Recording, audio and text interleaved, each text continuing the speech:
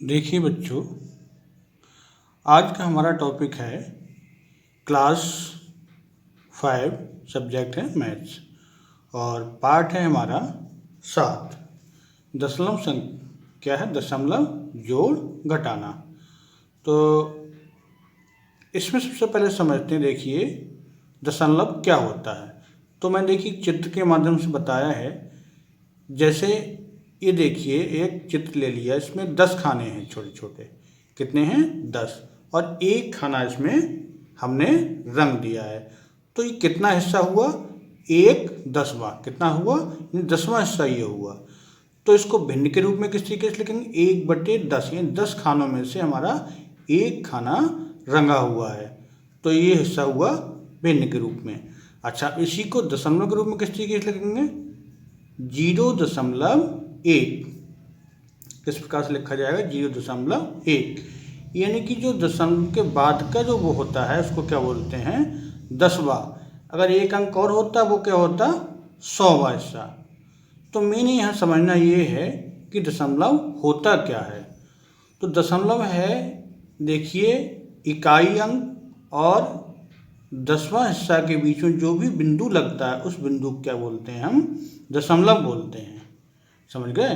यानी कि देखिए यहाँ से जब संख्या हम गिनेंगे तो इकाई, दहाई, सैकड़ा इधर के लिए करेंगे। यहाँ से इकाई नहीं होगी, यहाँ से क्या होगा? 10वां, 100वां, 1000वां। समझ गए? तो 10वां और इकाई अंक के बीच में जो बिंदु लगता है वो क्या कहलाता है? हमारा दशमलव कहलाता है। तो आप ये समझ गए होंगे किस प्रकार से भिन्न के रूप में लिखा और किस प्रकार से ये दशमलव रूप में। तो इससे पहले आप भिन्न पढ़ चुके हैं तो उसमें आप समझ चुके हैं भिन्न क्या होगा। तो इसी तरीके से यहाँ दशमलव इसी से जुड़ा हुआ है। अच्छा, यहाँ हमने देखिए 4 खाने ले लिए हैं। देखिए 4 खाने रंगे हुए हैं। तो ये हुआ 4/10वां, ये 10 में से 4 खाने। तो ये भिन्न के रूप में क्या हुआ? 4/10, यानी कि 10 में से हमारे 4 खाने रंगे हुए हैं। और दशमलव रूप क्या हो जाएगा? 0.4। ठीक है, 0.4। तो ये हमारा इसका दशमलव रूप हुआ। और वैसे तो दशमलव ये पिछली कक्षाओं में कक्षा 3 और 4 में भी है और हो सकता है आप लोगों ने पढ़ा हो, ना पढ़ा हो, इसलिए थोड़ा सा मैंने इसको बताया है दशमलव क्या है। मेन विशेष रूप से है दशमलव संख्याओं का क्या है? हमें जोड़ और घटाना करना है। तो हम इसकी अभ्यास करते हैं। देखिए बच्चों, ये हमारी अभ्यास है। देखो और बताओ कौन बड़ा है। ये दे रखी है, देखिए संख्याएं, इनमें बताना है कौन बड़ा और कौन छोटा है। तो कौन बड़ा कौन छोटा आप पहले भी पढ़ चुके हैं, थोड़ा सा इसमें अंतर है। चलिए इसको करते हैं। तो देखिए एक काखंड है, इसमें क्या निकालना है हमें? कौन बड़ा कौन छोटा। तो क्या करते हैं? संख्याओं की तुलना करते हैं। देखिए हमने बताया होगा, इधर से देखिए, इस साइड से संख्याओं के आगे से, ये पहला अंक इसमें 1 है, इसमें 3 है। तो उसमें वैसे ही पता लग रहा है, ठीक है, 3 बड़ा होता है 1 से, तो ये वाली संख्या बड़ी होगी। तो इसमें पूछा बड़ी संख्या, तो बड़ी संख्या हमारी क्या होगी? लिख देंगे बराबर 3.85। ये तो बहुत आसान है, वैसे ही दिख रहा है। अच्छा, गाखंड देखिए थोड़ा सा अलग है, कठिन ये भी नहीं है। इसमें देखिए 3 बराबर हैं, ठीक है। अच्छा, फिर दशमलव के बाद आते हैं, ये 7, ये भी बराबर है। अच्छा, इसमें देखिए 5 है, इससे 5, ये भी बराबर है। इसमें 7 है और इसमें है ये 5। तो कौन बड़ा होगा? 7 बड़ा होगा, इसलिए ये वाली संख्या बड़ी होगी। तो यहाँ पर बड़ी संख्या लिख देंगे बराबर 3.757। ठीक है, ये वाली संख्या हमारी बड़ी संख्या होगी। इसी प्रकार से 2 खंड बचे, कर सकते हैं आप लोग। अगला सवाल देखते हैं। देखिए बच्चों, सवाल नंबर 2 है, आरोही क्रम में लिखो। आरोही क्रम क्या होता है? हमारा बढ़ता क्रम, इसे बोलते हैं असेंडिंग ऑर्डर।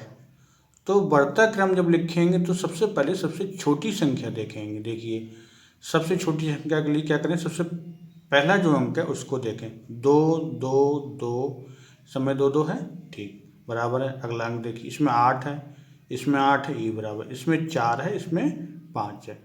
तो जिसमें 4 सबसे छोटा है तो ये वाली संख्या हमारी क्या हो जाएगी, छोटी हो जाएगी, 5 9, ठीक। ये चिन्ह लगा देंगे। अब इसके बाद देखिए, ये 2 और 8, इसमें भी 8 है, इसमें 5 है। देखिए जिसको हमने लिख लिया उसको छोड़ देते हैं, उससे मतलब नहीं है। जो बची हुई संख्याओं में देखेंगे, इसमें 5 है तो 5 क्या होगा, इन 8 से छोटा होगा, तो ये संख्या हमारी छोटी होगी, ठीक। अब आगे चलते हैं, देखिए केवल 2 संख्या बची, इनमें देखते हैं कौन सी छोटी है। ये देखिए 28.173 है, यानी 2 और 8 तो बराबर हैं, ठीक है। फिर देखें 1 बराबर है, 7 बराबर है। लेकिन क्या है हमारा, इसमें देखिए तीसरी संख्या यहाँ 3, यहाँ कुछ भी नहीं है। जब कुछ नहीं है तो हम यहाँ पर 0 लगा सकते हैं। यहाँ 0 कितने में लगा सकते हैं, कोई अंतर नहीं पड़ता है, ठीक है। तो 1 7 1 7 0 एक ही बात होती है। तो ये 0 हो गया, यहाँ 3 है, तो ये वाली संख्या हमारी बड़ी होगी, ये छोटी होगी। 2 8 1 7 0, ये ध्यान रखने वाली बात है। यानी दशमलव संख्याओं के बाद जो संख्या है उसके पीछे जितने चाहे उतने 0 हम लगा सकते हैं, कोई अंतर नहीं पड़ता है। अब लास्ट में एक संख्या बची है, तो वह संख्या हमारी सबसे बड़ी हो जाएगी। ये क्या हुआ, हमारा आरोही क्रम हो गया। समझ गए। इसका कखंड बहुत आसान है, कर सकते हैं आप लोग। अच्छा, सवाल नंबर 3 देखते हैं इसका। देखिए बच्चों, सवाल नंबर 3, इसका भी हमने खाखंड लिया है, काखंड आसान है। इसको लिखना है अवरोही क्रम। अवरोही क्रम क्या होता है, घटता हुआ क्रम, ठीक है। और इंग्लिश में बोलते हैं इसको डिसेंडिंग ऑर्डर। तो इसमें क्या करेंगे, देखिए उसमें सबसे छोटी संख्या लेती आरोही क्रम में, इसमें इसका उल्टा होता है। इसमें क्या करेंगे, सबसे बड़ी संख्या सबसे पहले ली जाएगी। तो ये 4 4 4 4, ये तो पहला अंक बराबर, देखिए 1 3 3 5, तो 5 सबसे बड़ा, ये संख्या सबसे बड़ी हो जाएगी, ठीक है। अब उसके बाद क्या करेंगे, देखिए अगली संख्या देखिए, ये तो 1 3 3, तो 1 वाला सबसे छोटा है। ये देखिए 3 3, यानी आगे दोनों संख्याएं बराबर हैं। फिर देखिए अगले अंक, ये 3, यहाँ 4।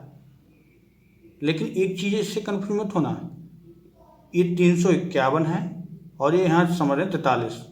इससे आप लोग कभी भी ये मत होना कि 43 मत समझना, ये 430 माने जाएंगे, ठीक है।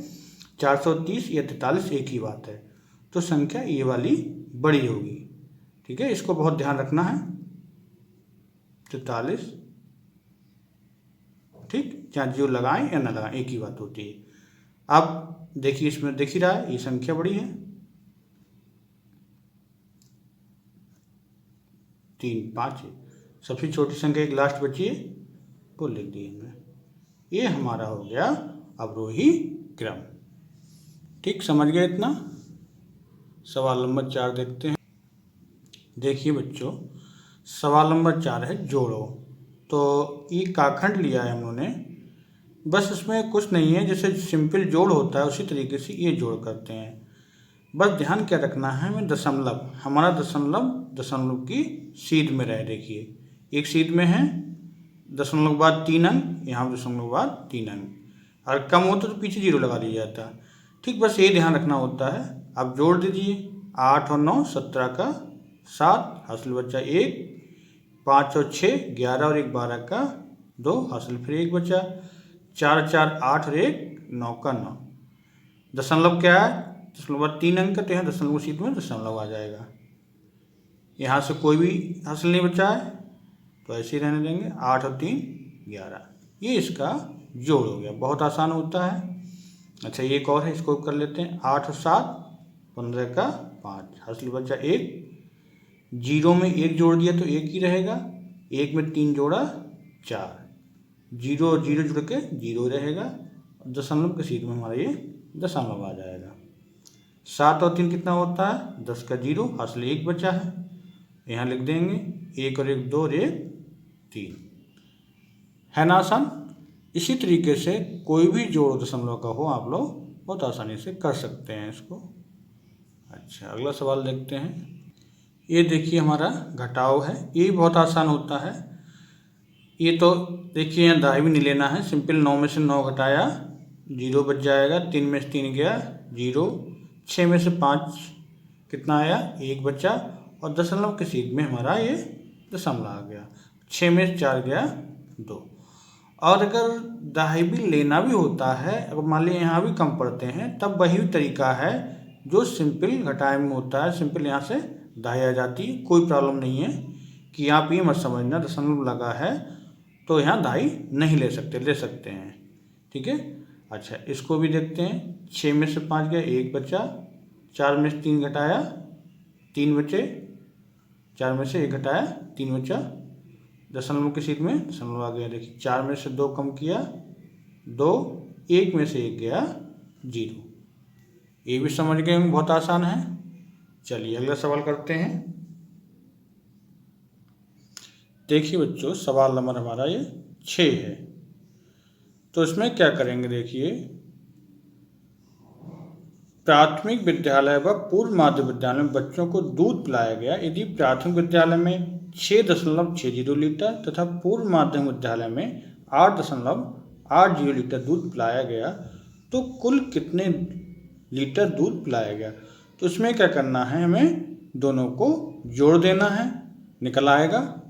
चलिए जो ये देखिए है प्राथमिक विद्यालय में दूध पिलाया गया बराबर 6.60 लीटर और पूर्व माध्यमिक विद्यालय में दूध पिलाया गया बराबर 8.80 लीटर। तो ये पूछा है कुल कितना दूध पिलाया गया। तो क्या कर लेंगे, कुल के लिए हमें इनको जोड़ देंगे। जोड़ दिए 0 कितना आएगा 0, 8 में 6 जोड़ देंगे कितना जाएगा 8 6 14 का 4, हासिल बच्चा 1, यहाँ लिख देंगे इसके ऊपर। देखिए 8 और 6 14 और 1 कितना हुआ, ये 15 लीटर हमारा दूध कुल पिलाया गया, ठीक है। यही हमें निकालना था। अच्छा, एक सवाल हम इसका 7 बचा लास्ट, उसको देखते हैं।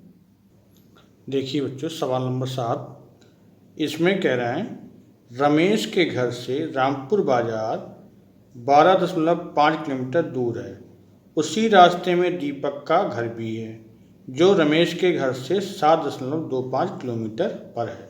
दीपक के घर से रामपुर बाजार की दूरी कितनी है, ये निकालनी है, ठीक है। तो इसको देखिए करते हैं किस प्रकार से निकलेगी। इसमें देखिए ये यहाँ पर रमेश का घर है और ये रामपुर बाजार, ये दे रखा है 12.5 किलोमीटर। ये पूरी दूरी कितनी है 12.5 किलोमीटर। फिर ये कहें रमेश का घर और जो रामपुर बाजार है उसी रास्ते में दीपक का घर भी पड़ता है, ठीक है। तो रमेश के घर से दीपक के घर की दूरी कितनी 7.25 किलोमीटर। निकालना हमें ये है कि दीपक के घर से रामपुर बाजार कितना है। समझ गए बात को। ये देखिए कैसे निकलेगा, ये पूरी दूरी में से ये दूरी घटा देंगे तो दीपक के घर से रामपुर बाजार की दूरी निकल आएगी। तो लिख देंगे यहाँ से दीपक के घर से रामपुर बाजार की दूरी कैसे निकालेंगे 12.5 और क्या घटा देंगे 7.25। देखिए इसको बहुत ध्यान रखना होगा, दशमलव के सीध में दशमलव रहे, ठीक है। दशमलव से पहले एक अंक है तो 1 लिख दिया यहाँ पर, और यहाँ दशमलव पहले 2 अंक है 2 अंक लिख दिए। यहाँ दशमलव के बाद 1 अंक तो 1 अंक लिख दिया, यहाँ 2 अंक 2 अंक। अब क्या करना, देखिए बराबर करना होगा। यहाँ कोई अंक नहीं तो यहाँ 0 लगा सकते हैं, यहाँ पीछे कितने भी 0 लगा सकते हैं। इसी प्रकार से दशमलव के आगे जो संख्या वहाँ भी कितने भी 0 हम लगा सकते हैं। केवल इस जगह दशमलव के बराबर में देखिए न पहले न बाद, यहाँ 0 हम नहीं लगा सकते, यहाँ से संख्याएं बढ़ घट जाएंगी, ठीक है।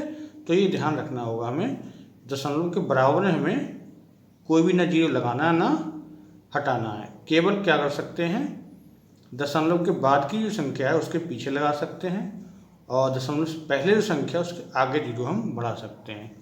ठीक है, क्या करेंगे, हम घटा देंगे। देखिए यहाँ से 2.5 ले लेंगे, कितने होगा 10, 10 में से 5 गया 5 बच जाएगा। देखिए और यहाँ रह गया 4, 4 में से 2 गया, कितना बचा 2। अच्छा यहाँ भी 2.5 लेनी पड़ेगी, 2.5 के 12 ही हैं, 12 में से 7 गया, हमारा बच जाएगा 5। तो कितनी दूरी आई, 5.25 किलोमीटर। समझ गए इतना। और इसी के साथ ये अभ्यास आपकी समाप्त होती है। और चलिए मिलते हैं अगले अभ्यास में।